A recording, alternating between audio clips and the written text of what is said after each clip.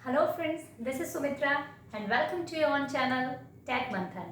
तो आज हम डिस्कस करेंगे एक कहूँ तो मैं बड़ी सी न्यूज़ के बारे में, जो कि आपका सीईटी कॉमन एलिजिबिलिटी टेस्ट जो है क्या है, आपका क्या क्या चीज़ें बदलने वाली हैं, ठीक है। आपके जो भी प्री एग्ज़ाम्स होते हैं उनके बारे में क्या बदलाव होने वाले हैं, डिस्कस करेंगे थोड़ा सा इसके बारे में। तो कोई भी आपके आसपास में जो कि एसएससी, रेलवे, बैंकिंग की प्रिपरेशन कर रहा है और जो जानना चाहते हैं सीईटी के बारे में, तो उनको आप ये वीडियो ज़रूर शेयर करें, पसंद आए तो ज़रूर लाइक करें, अपनी राय मुझे कमेंट सेक्शन में दीजिएगा। देखिए, सीईटी बेसिकली है क्या? कॉमन एलिजिबिलिटी टेस्ट, यानी कि एक कॉमन टेस्ट है आपका, ठीक है। ये आपका कौन कंडक्ट करवाएगा? एनआरए, जिसको अभी क्या है अप्रूव किया गया है, ठीक है। एनआरए यानी कि राष्ट्रीय भर्ती एजेंसी, जिसको कहते हैं नेशनल रिक्रूटमेंट एजेंसी। अभी तक क्या था आपका, लगभग 20 एजेंसीज है जो ये एग्जाम्स को जो है कंडक्ट करवाते हैं अलग अलग जो है।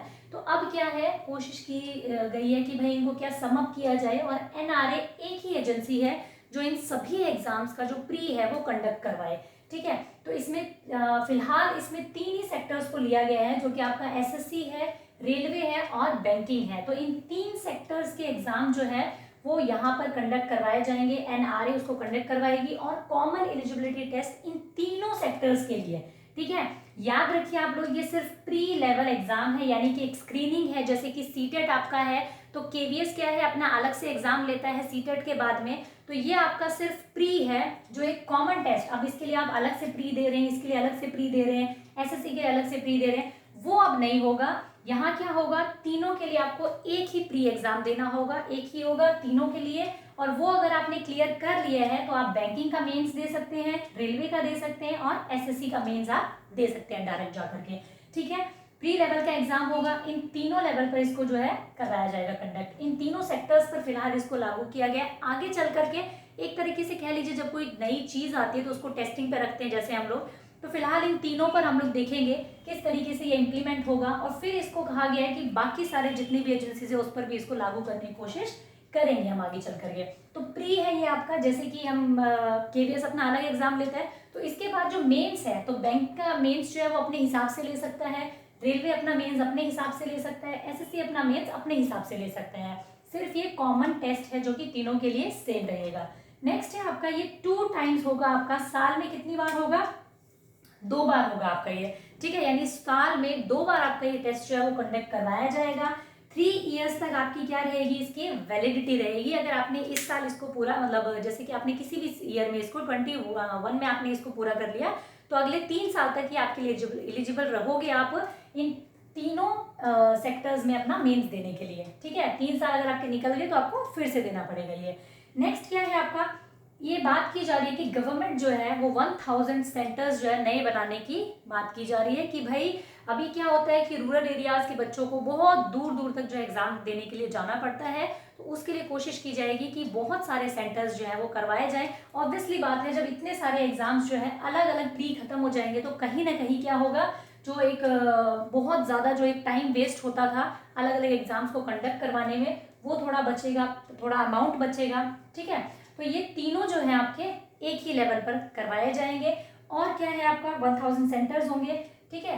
3 लेवल्स पर होंगे। अब आपके माइंड में क्वेश्चन ये है कि भाई जो तीनों एग्जाम है, क्योंकि देखिए कुछ एग्जाम्स होते हैं जो 10th बेस्ड पर करवाए जाते हैं, कुछ एग्जाम होते हैं जिनके लिए सिर्फ आपकी 12th जरूरी होती है, कुछ एग्जाम होते हैं जो आपके ग्रेजुएशन बेस्ड होते हैं, स्नातक बेस्ड होते हैं। तो क्या ये सीईटी जो होगा सबके लिए एक जैसा होगा? तो ऐसा नहीं होगा, क्योंकि जो 10th बेस्ड बच्चा है वो ग्रेजुएशन लेवल पे जो एग्जाम होता है उसको नहीं दे सकता, ऑब्वियसली बात है।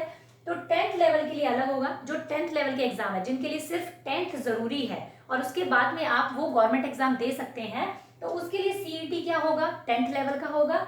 12th लेवल का जो सीईटी होगा वो अलग होगा, और जो ग्रेजुएशन लेवल का सीईटी होगा वो अलग होगा। ये नहीं है कि भाई 10th लेवल वाला जो होगा वो ग्रेजुएशन लेवल वाला सीटीटी देगा, नहीं। तो क्योंकि देखो, ग्रेजुएशन लेवल का जो सीईटी का जो लेवल होगा वो ऑब्वियसली थोड़ा सा हाई होगा, 12th लेवल वाले का थोड़ा कम होगा, और 10th लेवल वाले का थोड़ा डिफिकल्टी लेवल जो होगा वो कम होगा। तो तीनों के अलग अलग जो लेवल है, तीनों अलग अलग लेवल पर 3 सीईटी आपके कॉमन करवाए जाएंगे फिलहाल इन 3 सेक्टर्स के लिए। 12 भाषाओं में, यानी कि 12 इंडियन लैंग्वेजेस में इसको कंडक्ट करवाया जाएगा, ठीक है। अब इसके जो कुछ अच्छी बातें, कुछ बुरी बातें क्या है वो भी देखेंगे, ठीक है। अब इसमें आपको बहुत सारे क्वेश्चंस है कि भाई इसका फायदा क्या होगा। तो फायदा क्या है आपके लिए कि भाई आपको अलग अलग सबके लिए प्री नहीं देना पड़ेगा, किसी में थोड़ा कुछ कुछ मतलब आपका, क्योंकि कॉमन सब्जेक्ट्स हैं कुछ कुछ, जैसे रीजनिंग हो गया, मैथ्स हो गया, आपको अलग अलग के लिए अलग अलग पेपर देना पड़ता है। तो यहाँ एसएससी, बैंकिंग, रेलवे तीनों के लिए अगर आपने एक सीईटी आपने कर लिया, देन आप आने वाली भर्ती के लिए मतलब मेंस दे सकते हो, इंटरव्यू दिया और आप अपना गवर्नमेंट जॉब लग सकते हो। तो ये आपका फायदा है। अलग अलग आपको अलग अलग जगहों पर एप्लीकेशन फॉर्म्स अलग अलग नहीं भरने पड़ेंगे, आपका जो अमाउंट होगा वो बचेगा, प्लस अलग अलग जो आपको पेपर देने के लिए जाना पड़ता है वो भी नहीं जाना पड़ेगा, ठीक है। एक बार दिया और बात खत्म। अब क्या है, इसमें बहुत सारे क्वेश्चन है कि भाई एज का क्राइटेरिया क्या होगा, क्योंकि इन तीनों सेक्टर्स में कहीं ना कहीं क्या है, अलग अलग एज है, ठीक है। किसी लेवल पर क्या है वो 35 ईयर को मानते हैं, 25 ईयर एज क्राइटेरिया होता है, कहीं पे 33 एज क्राइटेरिया है। तो यहाँ पर सीईटी के लिए एज क्राइटेरिया क्या होगा ये अभी देखने वाली बात होगी, इसके बारे में अभी कुछ भी क्लियर नहीं कहा गया है। एग्जाम का पैटर्न क्या होगा, क्योंकि भाई देखिए अभी फिलहाल क्या, रेलवे में जैसे इंग्लिश नहीं आती है तो इसमें क्या किया जाएगा, इंग्लिश डालेंगे इसमें, कंपलसरी किया जाएगा या कैसे किया जाएगा वो भी देखने वाली बात है, ठीक है। वो भी अभी क्लियर कहा नहीं गया है। स्कोर सिस्टम जो इसका क्या होगा, क्या इसका मिनिमम स्कोर होगा, क्या मैक्सिमम स्कोर होगा, क्या होगा, नेगेटिव मार्किंग होगी या नहीं होगी, क्या सिलेबस रखा जाएगा, इन सबको कॉमन अगर लिया जा रहा है तो भाई इसमें बैंकिंग के बच्चे भी होंगे, एसएससी के भी होंगे, रेलवे के भी होंगे, तो क्या एक कॉमन सिलेबस रखा जाएगा, वो सारी बातें अभी डिसाइड होना बाकी है।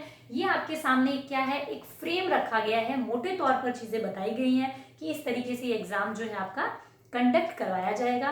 तो ये कुछ बातें थी तो आप लोगों के लिए जानने ज़रूरी थी। तो आपके आसपास में कोई भी अगर अपनी गवर्नमेंट एग्जाम के लिए प्रिपरेशन कर रहा है तो उसके लिए आप ज़रूर मतलब ये हेल्पफुल रहेगा, ये वीडियो आपको जानना ज़रूरी है। और सीटीटी पे मतलब सीटेट के लिए या टीचिंग एग्जाम्स के लिए फिलहाल ये नहीं है, और इस बार भी मतलब 2020 में तो फिलहाल ये लागू होने वाला है नहीं, ठीक है। 2021 से कुछ चीज़ें हमें इंप्लीमेंट होती हुई दिख सकती है, और कितनी इंप्लीमेंट होंगी वो भी देखने वाली चीज़ होगी, क्योंकि सारी चीज़ें जो है अभी तक अलग अलग होती आई हैं।